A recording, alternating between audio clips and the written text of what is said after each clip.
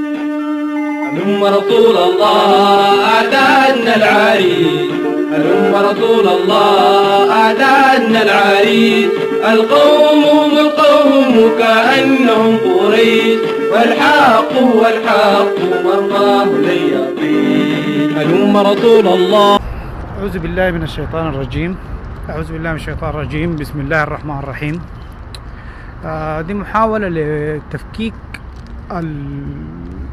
الأنماط الخفية من الأحداث 2018 إلى الآن، اللي هي هتتقسم لحدثين رئيسيين اللي هما الثورة والحرب.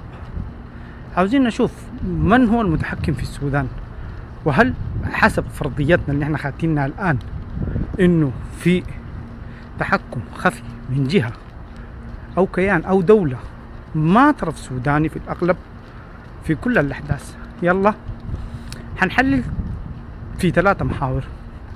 المحور الأول حنحلل الأنماط اللي حاصل لها تكرار ما بين الثورة والحرب، وبعد التكرار الرياضي حاصل معاها مطابقة لنظرية علمية. طوال حنخدها في قائمة، ثم بعد ذلك حنشوف التطابق ما بيناتهم بتغيير طبعا المسميات، نشوفها هتوصلنا لوين.